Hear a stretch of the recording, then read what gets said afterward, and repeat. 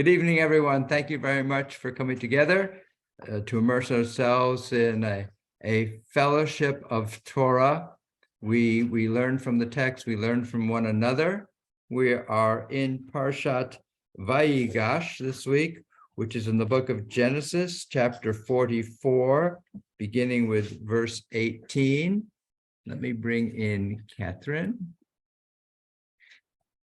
We will read through our English translation. I'll share with you a little bit of a focus study, and then we'll have our collective and collaborative conversation about it. At this point, if you'd like to unmute, we can recite our blessing, giving thanks for this moment. Baruch Adonai Eloheinu melech haolam asher b'shanu mitzvotav tzivanu asok b'divrei Torah. Thank you, God, for this moment of immersing ourselves in words, deeds, and relationships of Torah.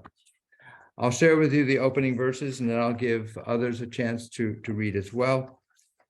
Beginning with verse 18 of chapter 44. Then Judah went up to him and said, "Please, my lord, let your servant appeal to my lord, and do not be impatient with your servant, you who are the equal of Pharaoh." My lord asked his servants, "Have you a father or another brother?" We told my lord, "We have an old father, and there is a child of his old age, the youngest. His full brother is dead, so that he alone is left of his mother, and his father dotes on him." Then you said to your servants, "Bring him down to me, that I may set my eyes on him." We said to my lord, "The boy cannot leave his father. If he were to leave him, his father would die." But you said to your servants, "Unless your youngest brother comes down with you, do not let me see your faces." When we came back to your servant, my father, we reported my lord's words to him. Richard, would you like to read a little bit, beginning at verse 25? Thank you, Emma. Yes. Later, our father said, "Go back and procure some food for us." We answered, "We cannot go down. Only if our youngest brother is with us can we go down. We may not show our faces to the man unless our youngest brother is with us. Your servant, my father, said to us, 'As you know, my wife bore me 2 sons, but one is gone from me.' And I said, 'Alas, he was torn by a beast, and I've not seen him since. If you take this one from me too, and he meets with disaster, you will send my white head down to Sheol in grief.'" Thank you, Richard. And Sherry, would you like to read a little bit at verse 30? Thank you. Now, if I come to your servant, my father, and the boy is not with us, since his own life is so bound up with his, when he sees that the boy is not with us, he will die, and your servants will send the white head of your servant, your father, down to Sheol in grief. Now your servant has pledged himself for the boy to my father, saying, 'If I do not bring him back to you, I shall stand guilty before my father forever. Therefore, please let your servant remain as a slave to my lord instead of the boy, and let the boy go back with his brothers. For how can I go back to my father unless the boy is with me? Let me not be witness to the woe that would overtake my father.'" Let me skip over to Eli. Would you like to read a little bit, starting at the very beginning of chapter 45? Sure. Now Joseph could not endure in the presence of all who stood before him. So he called out, "Remove everyone from before me." Thus no one stood with him when Joseph made himself known to his brothers. He gave forth his voice in weeping. Egypt heard, and Pharaoh's household heard. And Joseph said to his brothers, "I am Joseph. Is my father still alive?" But his brothers could not answer him, because they were left disconcerted before him. Thank you. And Steve, would you like to read a little bit, starting with verse 4? Here we go. Then Joseph said to his brothers, "Come forward to me." And when they came forward, he said, "I am your brother Joseph, he whom you sold into Egypt. Now do not be distressed or reproach yourselves because you sold me hither. It was to save life that God sent me ahead of you. It is now 2 years that there has been famine in the land, and there are still 5 years to come in which there shall be no yield from tilling. God has sent me ahead of you to ensure your survival on earth and to save your lives in an extraordinary deliverance. So it was not you who sent me here, but God, and he has made me a father to Pharaoh, Lord of all his household, and ruler over the whole land of Egypt. Thank you. Anna, would you like to read a little bit, verse 9? Now, hurry back to my father and say to him, thus says your son Joseph, God has made me Lord of all Egypt. Come down to me without delay. You will dwell in the region of Goshen, where you will be near me, you and your children and your grandchildren, your flocks and herds and all that is yours. There I will provide for you, for there are 5 years of famine to come, that you and your household and all that is yours may not suffer want. You can see for yourself, and my brother Benjamin for himself, that it is indeed I who am speaking to you. And you must tell my father everything about my high station in Egypt and all you have seen, and bring my father here with all speed. Thank you. And Robin, would you like to read a little beginning at verse 14? Yes, thank you, Rabbi. Hmm. He then fell weeping upon his brother Benjamin's neck, and Benjamin wept on his neck. He kissed all his brothers and wept with them. Only after this could his brothers respond to him. And the report was heard in Pharaoh's palace. Joseph's brothers have arrived. And this pleased Pharaoh and his courtiers.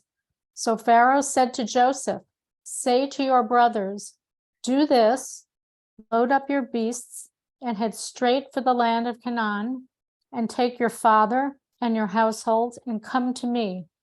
I will give you the best that the land of Egypt offers. Come eat the fat of the land.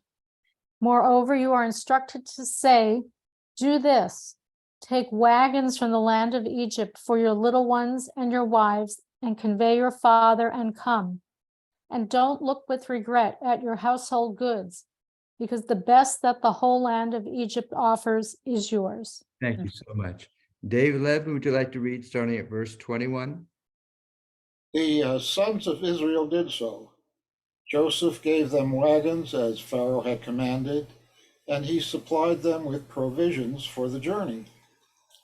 To each of them, moreover, he gave a change of clothing, but to Benjamin he gave 300 pieces of silver and several changes of clothing. And to his father he sent the following: 10 he-asses laden with the best things of Egypt, and 10 she-asses laden with grain, bread, and provisions for his father on the journey. As he sent his brothers off on their way, he told them, do not be quarrelsome on the way. Thank you, Dave. Let me invite Paul, if you'd like to read starting at verse 25. Thank you, Rabbi. They went up from Egypt and came to the land of Canaan to Jacob, their father. And they told him, saying, Joseph is still alive, and that he is a ruler over the land of Egypt. But his heart rejected it, for he could not believe them. However, when they related to him all the words that Joseph, sorry about that. When they related to him all the words that Joseph had spoken to them, and he saw the wagons that Joseph had sent to transport him, then the spirit of their father Jacob was revived. And Israel said, how great! My son Joseph still lives. I shall go and see him before I die. Thank you so much, Paul. Jim, would you like to read at the start of chapter 46? Thank you, Rabbi. So Israel set out with all that was his, and he came to Beersheba. where he offered sacrifices to the God of his father Isaac. God called to Israel in a vision by night, Jacob, Jacob. He answered, here. And he said, I am God, the God of your father. Fear not to go down to Egypt, for I will make you there into a great nation. I myself will go down with you to Egypt, and I myself will also bring you back. And Joseph's hand shall close your eyes. Thank you, Jim. So let me Jacob invite set out from Jim. Beersheba. Jim, The sons of Israel put their father Jacob and their children and their wives in the wagons that Pharaoh had sent to transport him. And they took along their livestock and the wealth that they had amassed in the land of Canaan. Thus Jacob and all his offspring with him came to Egypt. He brought with him to Egypt his sons and grandsons, his daughters and granddaughters, all his offspring. thank you so much, Jim. Let me invite Robert, if you'd like to read starting at verse 8. Yes, thank you. And these are the names of the children of Israel which came into Egypt: Jacob and his sons, Reuben, Jacob's firstborn, and the sons of Reuben, Hanok, Palu, and Herzon, and Carmi, and the sons of Simeon, Jemuel, and Jamin, and Ohad, and Jachin, and Zohar, and Shaul, the son of a Canaanitish woman, and the sons of Levi, Gershon, Kohath, and Merari, and the sons of Judah, and Onan, and Shelah, and Pharaz, and Jerah. But and Onan died in the land of Canaan, and the sons of Perez were Hezron and Hamul. And the sons of Issachar, Tola, Phuvah, and Job, and Shimron. And the sons of Zebulun, Sered, Elon, and Jathleel. These be the sons of Leah, which she bare unto Jacob in Padan Aram, with his daughter Dinah. All the souls of his sons and his daughters were 33. And the sons of Gad, Ziphion and Hagi, Shuni, Esbon, Eri, Arodi, and Areli, and the sons of Ashur, Jimnah, and Ishua, and Esau, and Beriah, and Sarah, their sister, and the sons of Beriah, Heber, and Malchiah. These are the sons of Zilpah, upon Laban, whom Laban gave to Leah his daughter, and these she bare unto Jacob, even 16 souls. Thank you so much, Robert. Mark Thompson, would you like to read starting at verse 19? Okay, thank you, Rabbi. The sons of Jacob's wife Rachel were Joseph and Benjamin. To Joseph were born in the land of Egypt Manasseh and Ephraim, whom Asenath, daughter of Boti-Phera, priest of On, bore to him. Benjamin's sons, Bela, Becher, Ashbel, Gira, Naaman, Ehi, Rosh, Mupim, Hupim, and Ard. These were the descendants of Rachel, who were born to Jacob, 14 persons in all. Dan's son, Hushim, Naphtali's sons, Jazil, Guni, Jezer, and Shalim. These were the descendants of Bilhah, whom Laban had given to his daughter Rachel. These she bore to Jacob, 7 persons in all. All the persons belonging to Jacob who came to Egypt, his own issue, aside from the wives of Jacob's sons, all these persons numbered 66, and Joseph's sons, who were born to him in Egypt, were 2 in number. Thus, the total of Jacob's household who came to Egypt was 70 persons. Thank you so much. Margot, would you like to read starting at verse 28? Yes, thank you. He had sent Joseph ahead of him. Judah ahead. Yes, he had sent Judah ahead of him to Joseph to point the way before him to Goshen. So when they came to the region of Goshen, Joseph ordered his chariot and went to and went to Goshen to meet his father Israel. He presented himself to him and embraced him around the neck. He wept on his neck a good while. Then Israel said to Joseph, now I can die, having seen you for myself, that you are still alive. Then Joseph said to his brothers and to his father's household, I will go up and tell the news to Pharaoh and say to him, my brothers and my father's household who were in the land of Canaan have come to me. The men are shepherds. They have always been breeders of the stock, and they have brought with them their flocks and herds and all that is theirs. So when Pharaoh summons you and asks, what is your occupation? You shall answer, your servants have been breeders of livestock from the start until now, both we and our fathers, so that you may stay in the region of Goshen, for all the shepherds are abhorrent to Egyptians. Thank you so much. David and Susan, would you like to read at the very start of chapter 47? Thank you, Rabbi. Yes, thank you. And Joseph came and told Pharaoh and said, my father and my brothers and their flocks and their cattle and all that is theirs have come from the land of Canaan. And here they are in the land of Goshen. And from the pick of his brothers, he took 5 men and presented them to Pharaoh. And Pharaoh said to his brothers, what is it you do? And they said to Pharaoh, your servants are shepherds, we and our fathers as well. And they said to Pharaoh, we have come to sojourn in the land, for there is no pasture for your servants' flocks, because the famine is grave in the land of Canaan. And so let your servants pray, dwell in the land of Goshen. And Pharaoh said to Joseph, saying, your father and your brothers have come to you.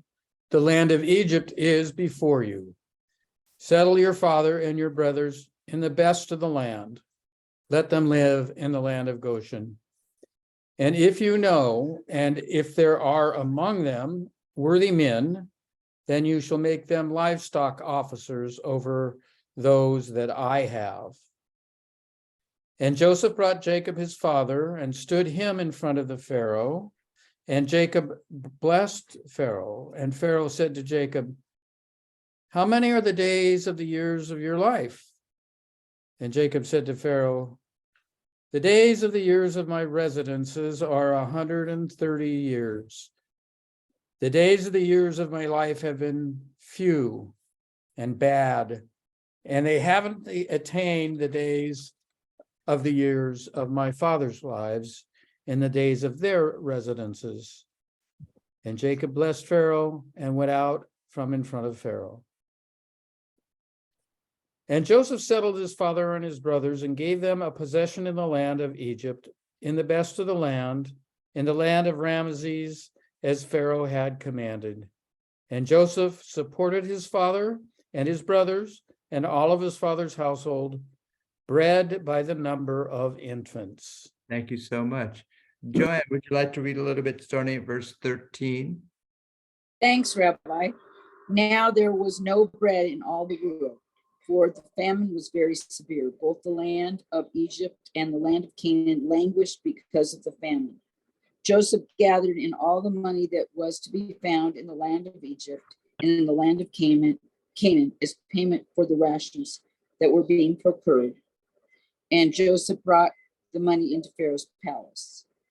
And when the money gave out in the land of Egypt and in the land of Canaan, all the Egyptians came to Joseph and said, give us bread, lest we die before your very eyes, for the money is gone. And Joseph said, bring your livestock, and I will sell to you against your livestock, if the money is gone. So they brought their livestock to Joseph, and Joseph gave them bread in exchange for the horses, for the stocks of sheep and cattle, and the asses. Thus he provided them with bread that year in exchange for all their livestock. Thank you so much, Joanne. Martin, would you like to read starting at verse 18? Thank you, Rabbi.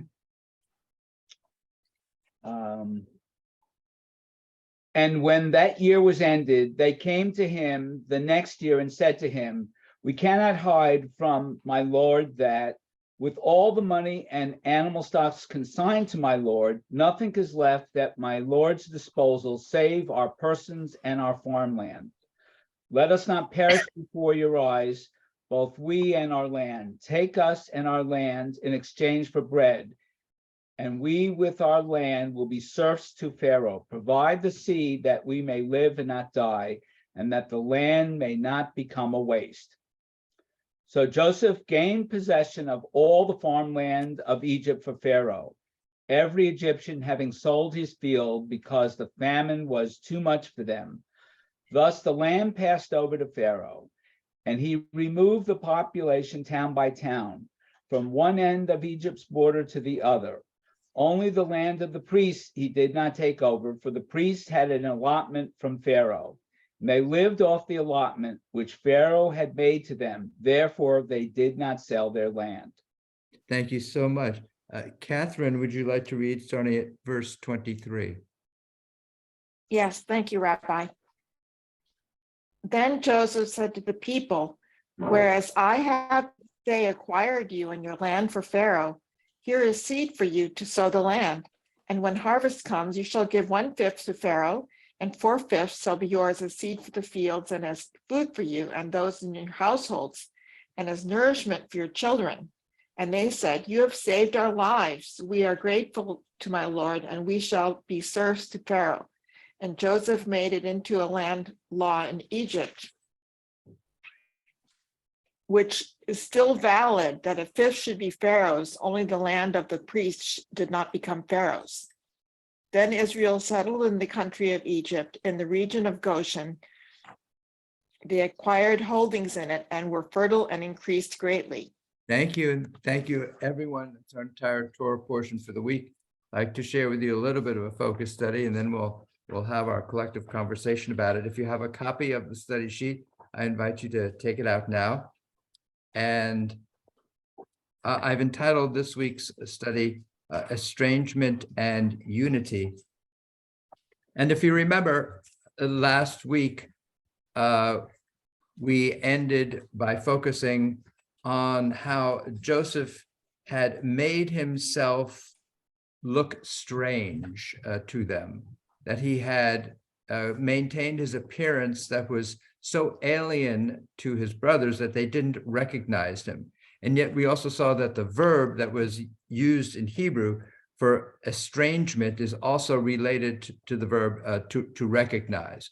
So that we were playing with the notion that the Hebrew provides us with, that there's a relationship, a connection between estrangement and recognition. So I'd like to follow up a little bit more about what is the dynamic that Joseph has set in place by continuing to look foreign, to look alien to his brothers, that somehow sets up this opportunity for this enormous and wonderful reconciliation that takes place among the brothers. And so this week's Torah portion starts off with Judah stepping forward to plead on behalf of all of them, but in particular to plead on behalf of their father's well-being, who he said would be mortally devastated should Benjamin, who's been caught with money in his bags that was planted there by Pharaoh, by Joseph, if Benjamin were to be enslaved, placed in prison in Egypt, that the father Jacob would just be mortally devastated by. So Judah steps forward to plead the family's case. And it's significant that it's Judah who does this because he's not the eldest brother. That would be Reuben. You would think that normally Reuben, as the eldest son, would be the one to step forward and take responsibility and plead their case. But it is Judah who does so. And here, at the beginning of our Torah portion, Judah says, please let your servant remain as a slave to my Lord instead of the boy, and let the boy go back with his brothers. So Judah is said, take me, you take me and let our brother Benjamin go back to our father Jacob. And a lot of commentary points out how it's significant that Judah is the one who steps forward, because Judah is the one that we have read about who has suffered and been humiliated and has been gone through a process of his own rehabilitation of his own self-righteousness. If you remember, he's had 2 sons who've died, and then his daughter-in-law Tamar, who disguises herself as a prostitute in order to become intimate with Judah, in order to eventually cause him to recognize that he has been unjust in withholding from his daughter-in-law what tradition and custom requires, which is that he provide yet another son to Tamar, his daughter-in-law, in place of the sons who have died. So it's interesting, as we get into this discussion, to think about how Tamar has to disguise herself as someone that Judah doesn't recognize in order for him to go through some kind of lesson that rehabilitates him and places him back on the path of what tradition and tradition's ethics and customs require of him. So he has gone through this transformative experience. So that seems to prepare him to be the one to now step forward and plead the case on behalf of the family. In response to Judah stepping forward and offering himself up as someone who would take Benjamin's place in an Egyptian jail, this seems to finally cause Joseph now to reveal himself. And we have these verses from our portion. Joseph could no longer control himself. His sobs were so loud. I am your brother, Joseph, whom you sold into Egypt. And now, do not be distressed. Do not be angry with yourselves for selling me here, because it was to save lives that God sent me ahead of you. God sent me ahead of you to ensure your survival on earth and to save your lives in an extraordinary deliverance. So it was not you who sent me here, but God. Joseph takes this moment of now revealing himself and immediately begins to give an interpretation of how this whole family dynamic unfolded. And he wants to reassure the brothers that, no, really, you weren't the cause of everything that happened to me. This was God's doing, and it was all for good, because now I'm in a position to save all of you, to restore life to my family. So Joseph doesn't merely reveal himself. He doesn't merely say, oh, I forgive you for what you've done, or I'm so happy that you, Judah, were able to be willing to offer yourself up instead of Benjamin, and that reveals to me that you've had this change of heart. He now wants to begin to, in a sense, rewrite what happened in the past, not merely cure the present and pave the way for a new future. So I want to explore a little bit the significance of this fracture of recognition that Joseph has set in place that causes Judah to begin the process of healing and restoration, and how Joseph responds to it. It's a very thoughtful response. So if you turn over the study sheet, I'd like to share with you 3 20th century psychologists who also developed their own schools within modern psychology, within modern psychoanalysis, that have to do with the power of the mind to reshape past experiences. So our first one that we're going to look at, number 2, is Viktor Frankl.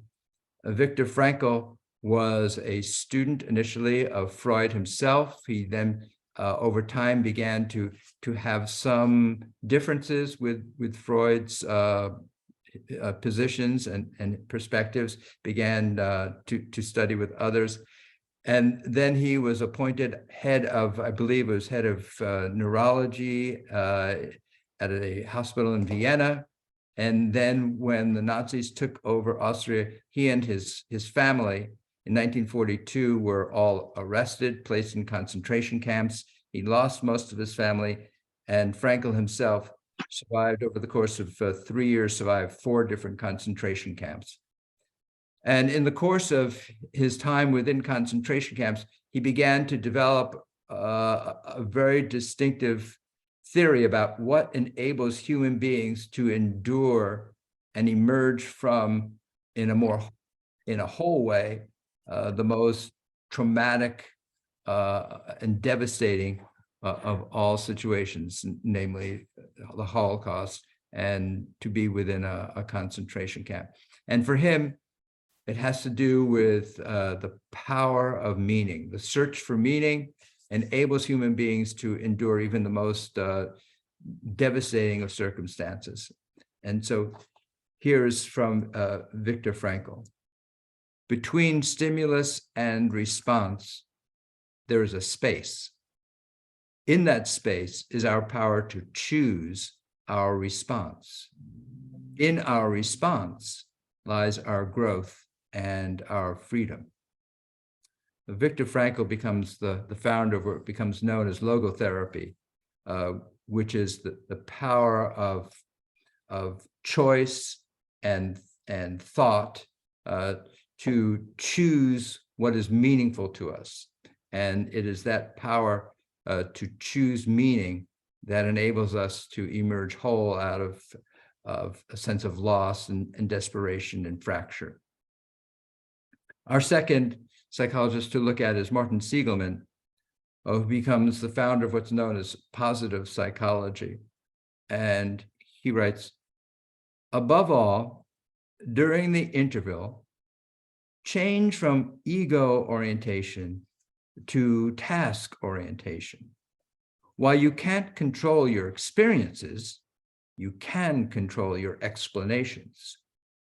Pessimistic labels lead to passivity, whereas optimistic ones lead to attempts to change. So again, Martin Seligman is a psychologist who says there is that moment in between what you've experienced and then how you're about to respond to what you've experienced, that you have the capacity to choose how you want to respond to what you've experienced. And you have the capacity to choose a path and an understanding that provides a sense of hope, a way forward. And then our third psychologist who we want to look at is Aaron Beck, who becomes the founder of what is known as cognitive behavioral therapy. And he writes, if our thinking is bogged down by distorted symbolic meanings, illogical reasoning, and erroneous interpretations, we become, in truth, blind and deaf.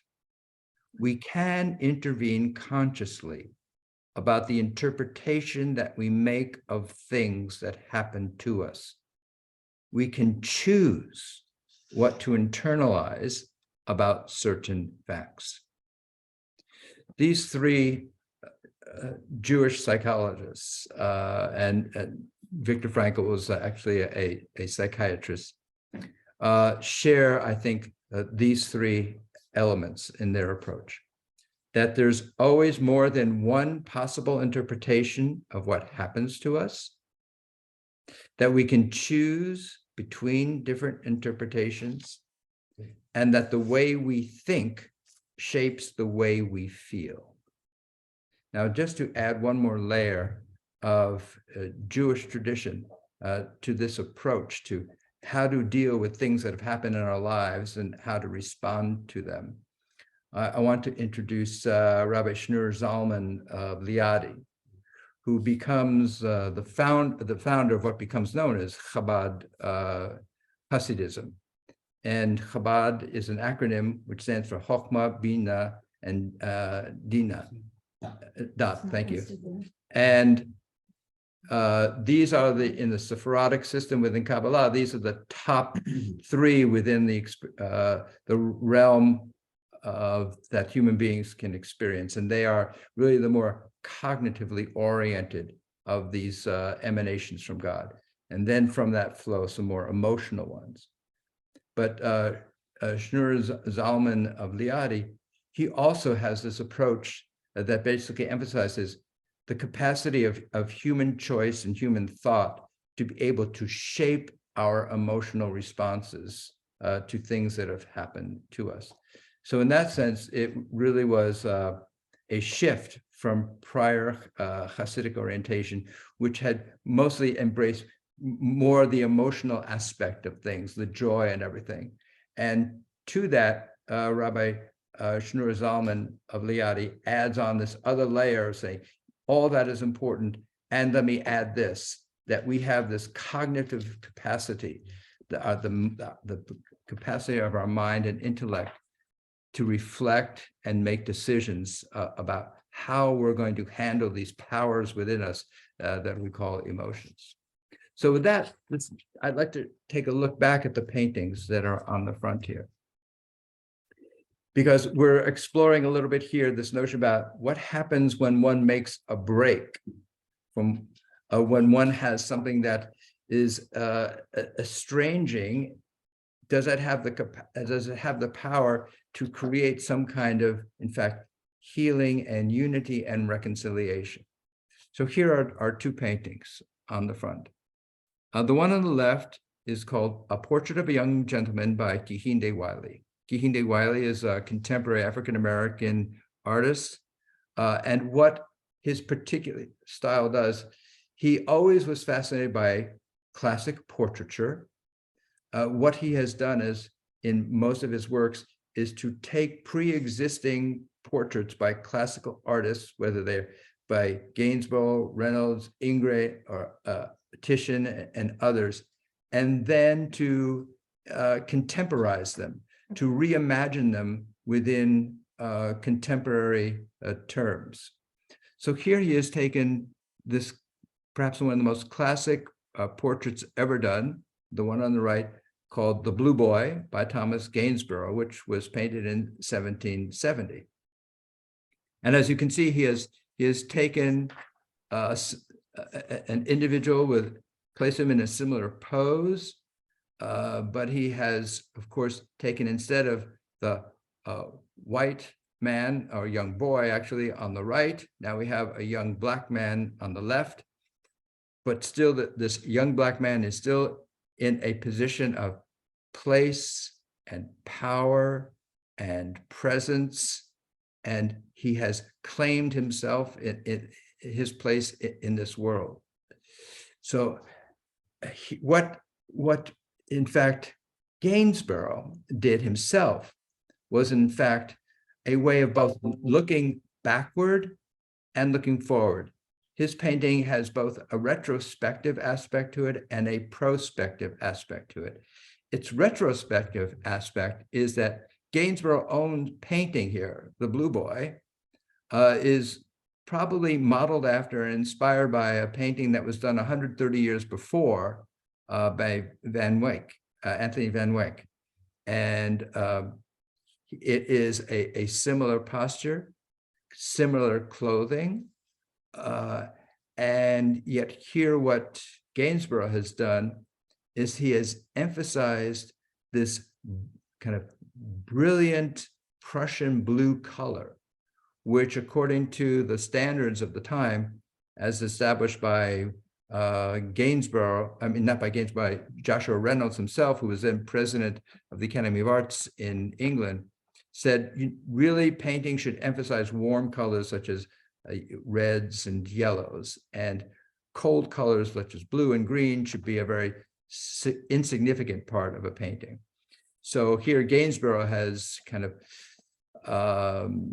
of tossed to the wind those dominant standards, and instead he has challenged the contemporary standards with his own view that this brilliant Prussian blue is going to carry us forward into the future.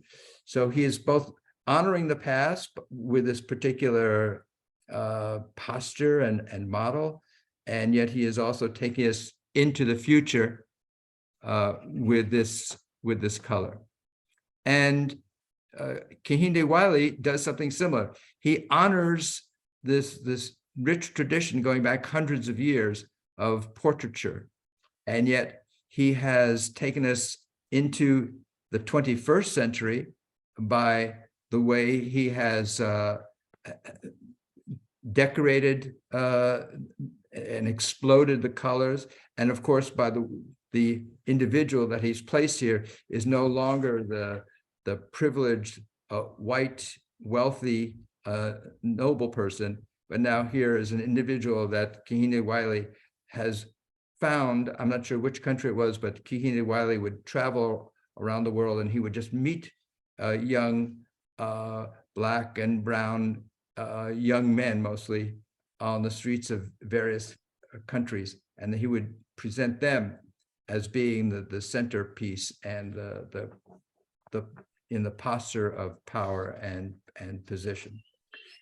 So here is this notion in which, as painters, they have, in a sense, on the one hand, broken with the past, but they've also broken with the past in a way that has honored the past while taking this particular form and format into the future. And I want to suggest that this is what I think this Torah portion is teaching us, that sometimes the best way to create a sense of unity is not merely to continue to replicate what has happened before us, but to have some kind of estrangement from what's gone before us, some kind of break from the ongoing continuity. And if we do that with a sense of integrity and thoughtfulness and purpose, we can achieve a real sense of unity. So with that, I'd love to hear what you saw, what you experienced in the course of reading the Torah portion, in the course of our discussion. If you'd like to raise your hand, I'd love to call upon you. Rose, please. Okay, I'm not muted. Good start. A couple things. Number one, the role of Judah. Again, we see Judah kind of promoted. And, I suspect that some of that is done to explain Judah's later prominence, as having a whole kingdom to himself. There's a lot of kind of PR that comes out from, for Judah. But beside that, Rabbi, I think that what you just said about, remaining hidden and how things are revealed is something that happens from the very beginning of the Torah, where Adam hides from, or thinks he can hide from God, after he sins by disobeying God. And, God says, where are you? So that hide and seek theme goes all the way through, certainly Genesis. Things are revealed. The ram is revealed as the true sacrifice at the Akedah. The thing with Hagar and Ishmael, that they find the water, the well that was there all the time. So this sense of hide and seek. And as you said, there's psychologists who talk about self-reliance. It's like the answer was always there. It was within you. And I think, this culminates to some degree with Joseph. He probably didn't have to disguise himself very much because they weren't even looking for him. He could have probably been in plain clothes and they wouldn't have recognized him because their expectations were different. They didn't even think that Joseph was alive.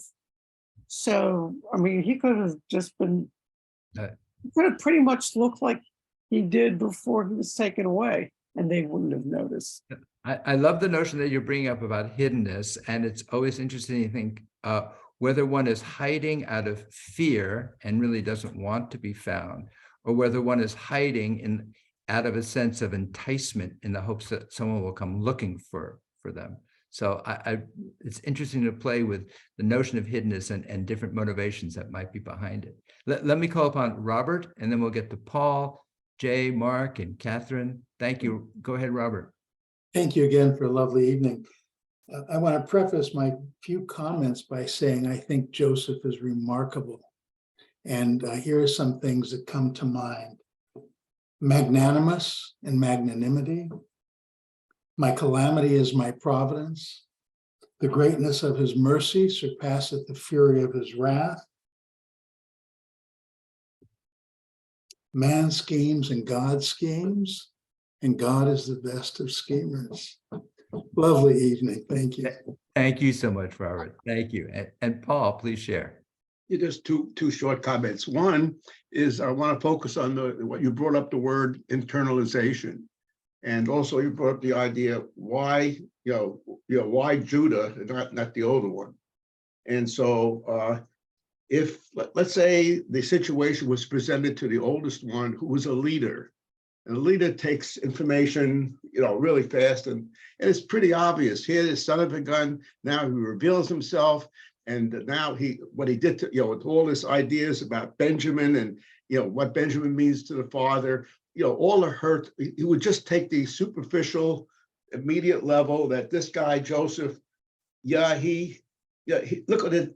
He is just doing terrible stuff to my father and to the youngest son, and all this terrible stuff, because he would just maybe see the first level and react immediately to what's confronting him. It's really a tough situation in that one could actually not be so benevolent in all the wonderful things that Robert was talking about. One could be a realist, and that's unfortunate sometimes.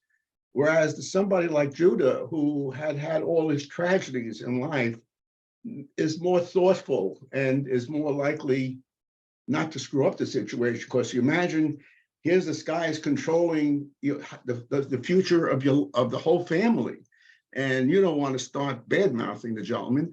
You really want to take the approach that we see that Judah took.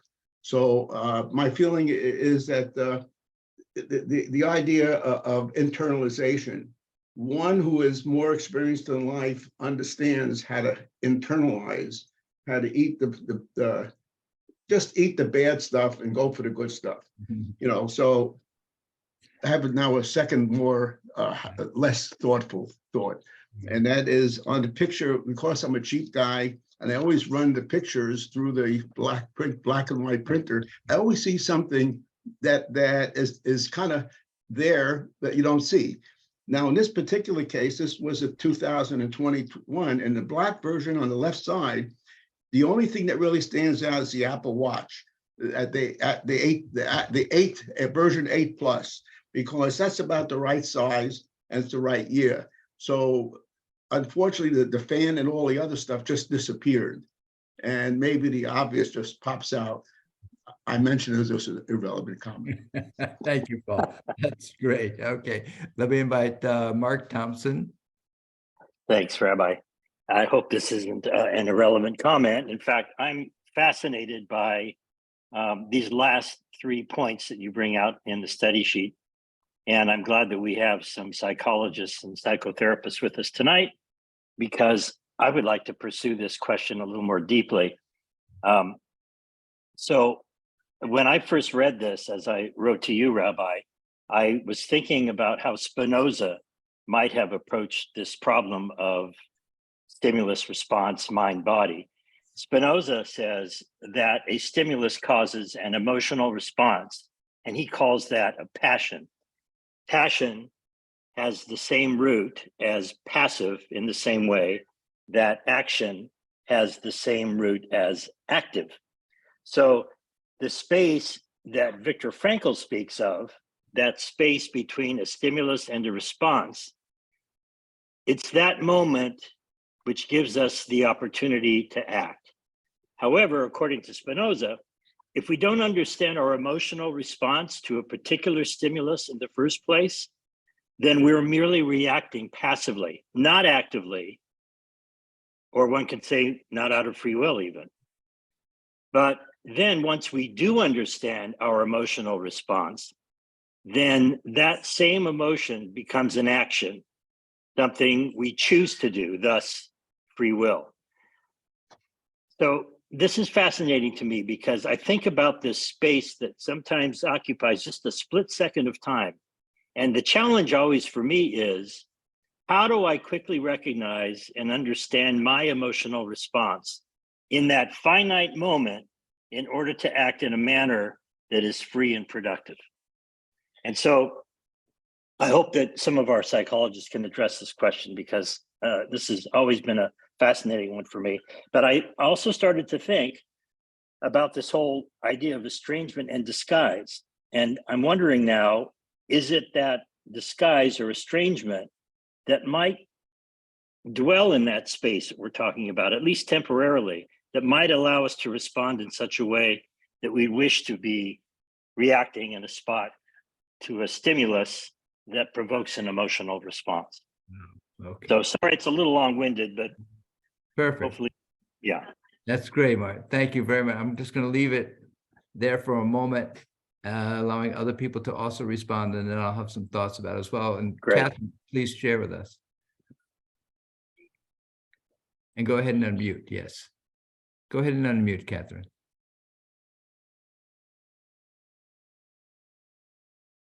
You'll need to unmute, Catherine.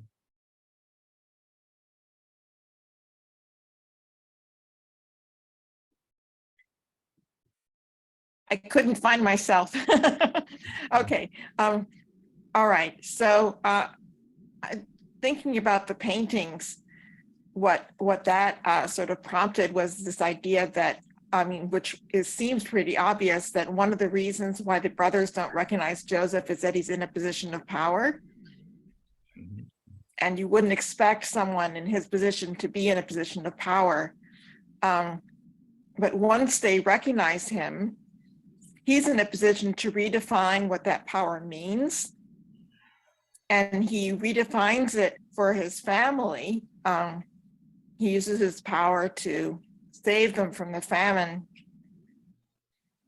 But then tragically, he takes all the land away from the Egyptians. And I'm still trying to make sense of that.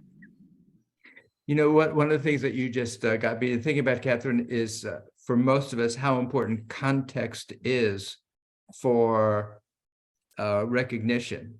That, you know, I'm sure we've all had the experience. We see someone and it's totally out of the normal context. Whether you see a teacher and you see them in the supermarket, and you know, I know that person, and it takes you a while to realize, oh, that's my teacher. I'm just used to seeing that person always in the classroom, and to see that person in the supermarket. So how we are wired to just seeing context is so important for gaining recognition. So what you and others have said about maybe Rose, I think is that he could have just Joseph dressed the way he always used to dress, but because he was sitting on a throne, it was totally out of context that this person that they had tossed into a pit would now be sitting on a throne that they didn't recognize him. So thank you about reminding us about the power of context.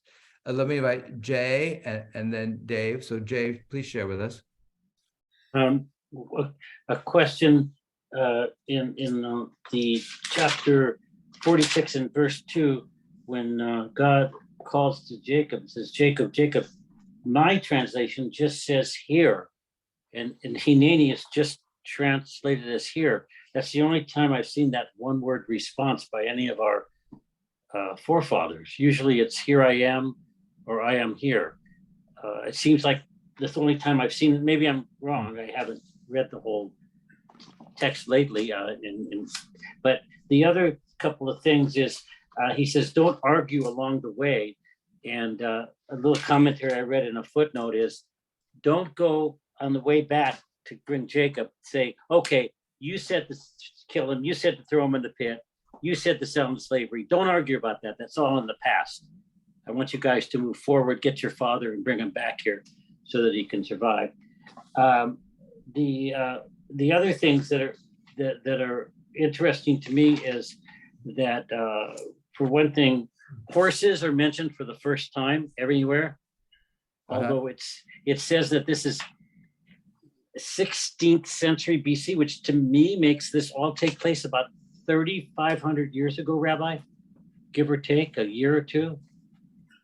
But horses were, they say, prevalent or not very well known in the Middle East. But how come is that why we're not cowboys or something?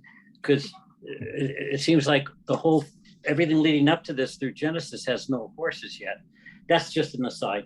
But the other thing is that they did call, and the one thing that I know that they called Rachel in here the wife. She's the only one that's called the wife.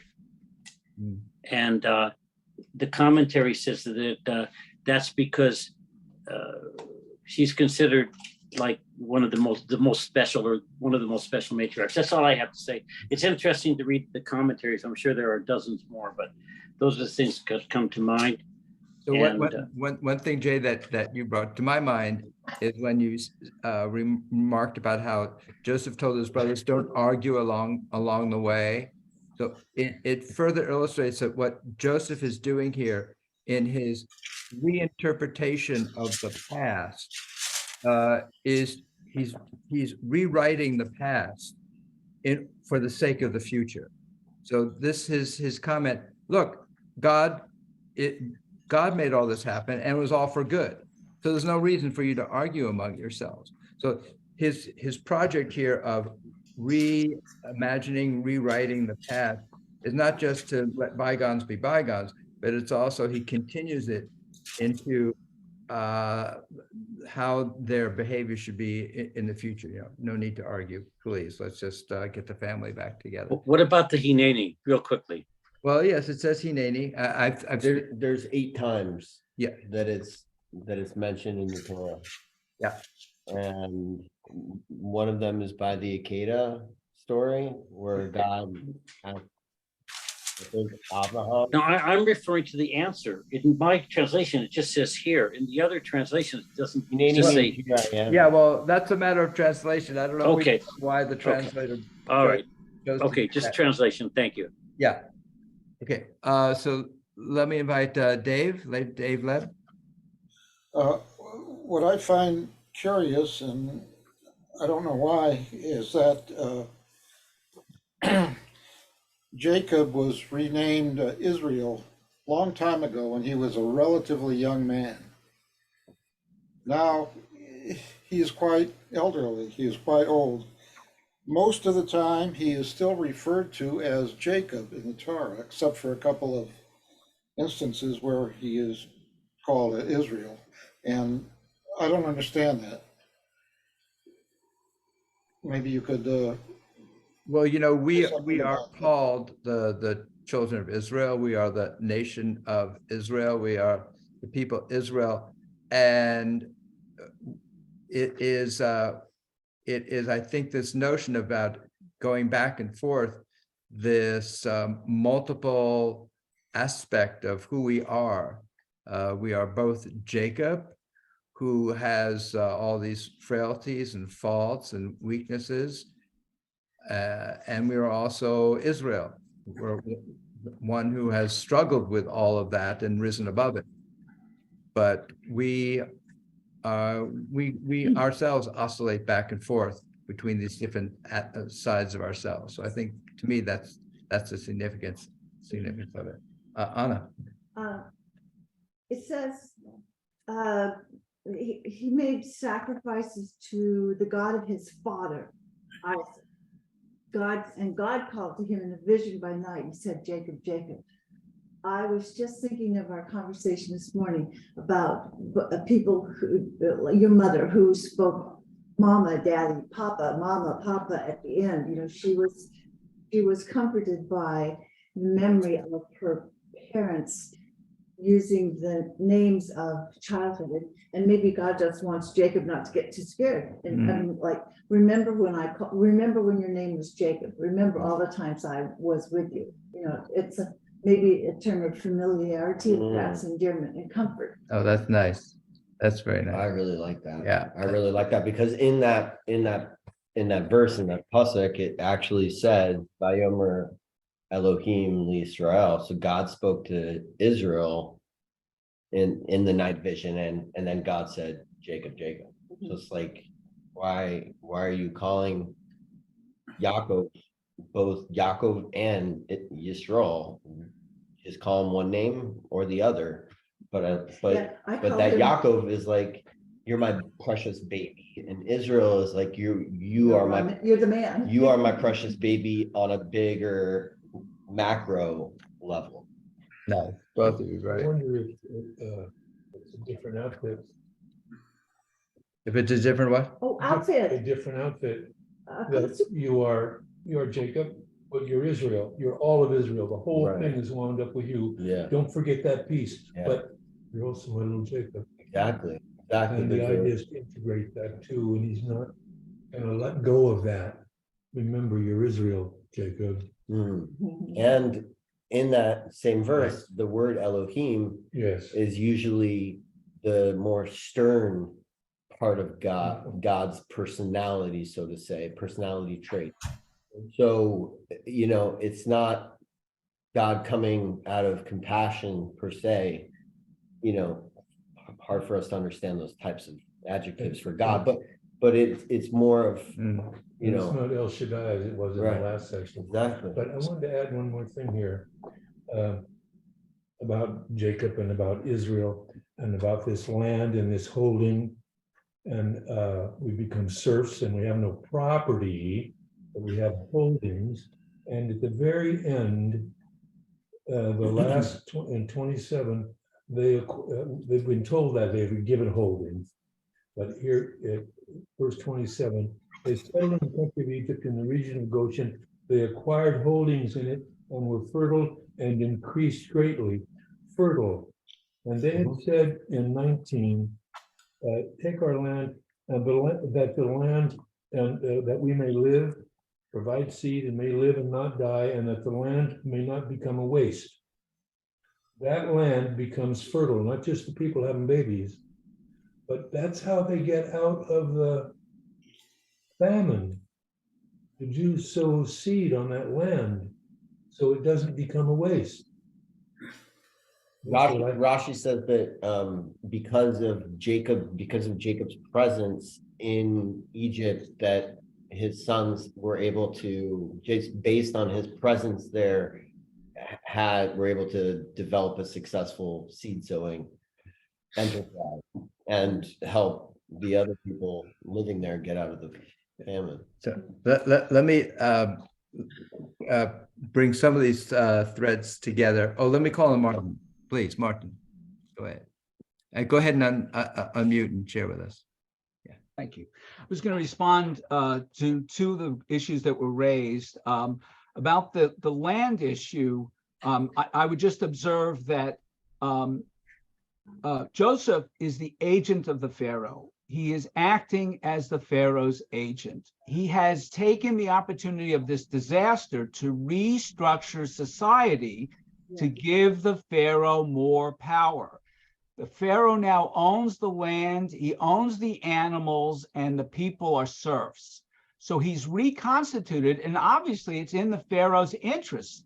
So he's done a terrific job for the Pharaoh, and that's how I would look at that issue. Cantor Thompson asked one of the psychologists in the audience to comment about this issue about, how do we deal with stimulus and response?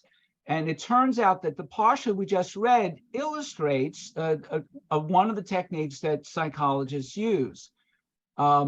We all read and understood that Joseph was terribly mistreated and could have died at the hand of his brothers because of their jealousy.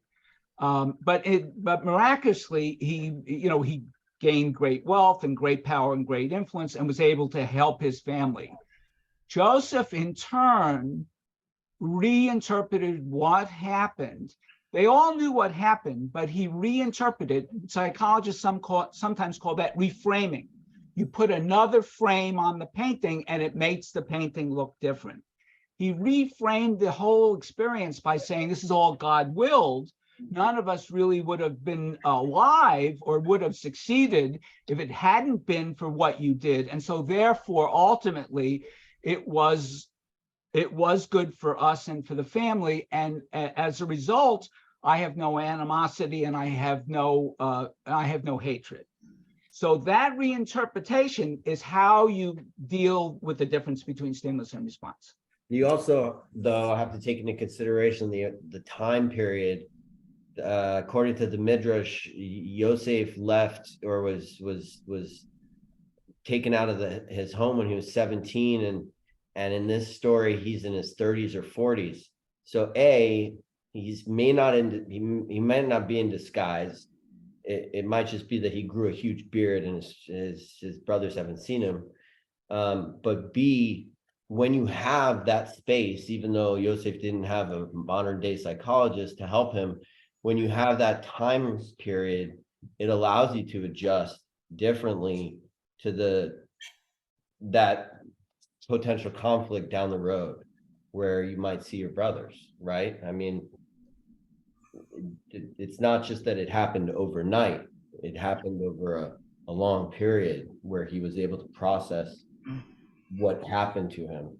So let me take a lot of these threads and tie them back to the painting a little bit. Okay.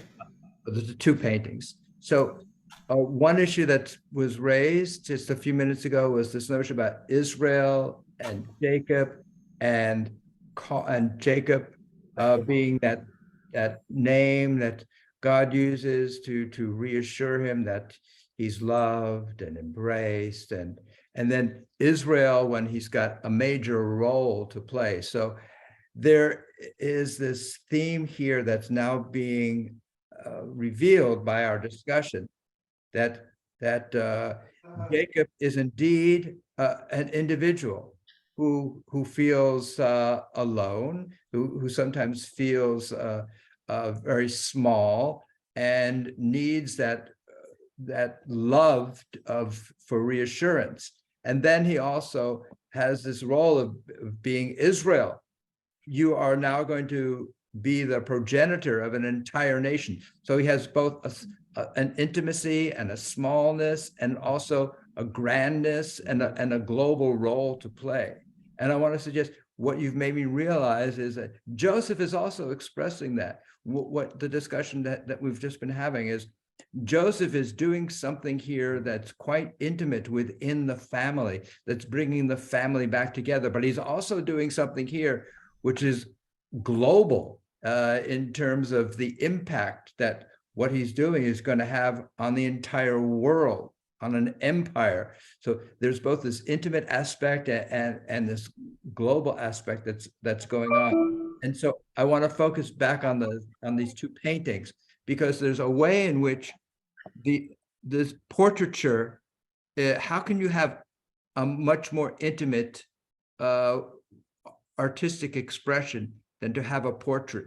The focus is on one individual, and you're allowed now to look at this one individual, to look at the eyes, to look at the posture, to look at the hair, to look at the skin, to look at how this person holds him or herself. It's so intimate.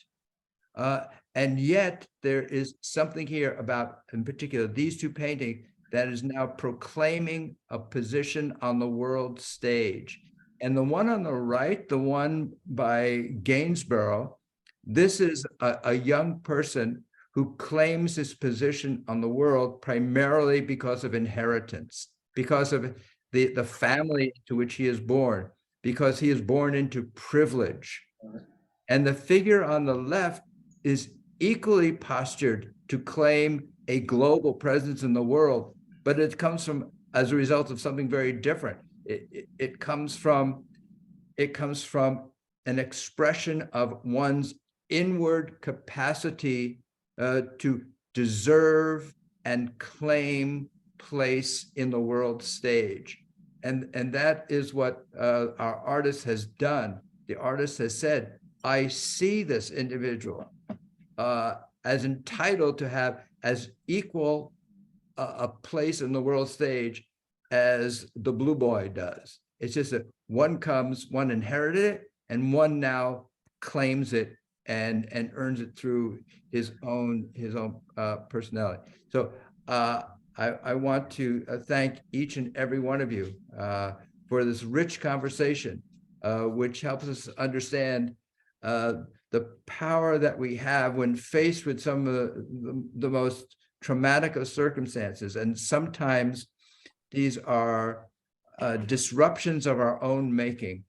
And what both our tradition and our psychologists within that tradition are telling us is that if we are reflective enough, we can move forward with a new understanding of what has happened before us in a way that we can write our future in a way that seeks to heal the past and move us forward as a healthy human being. I want to thank each and every one of you. Thank you so much for this wonderful, rich conversation. Look forward to our next gathering. God bless you all. Be well, everyone. Thank you. Thank you. Shalom, everyone.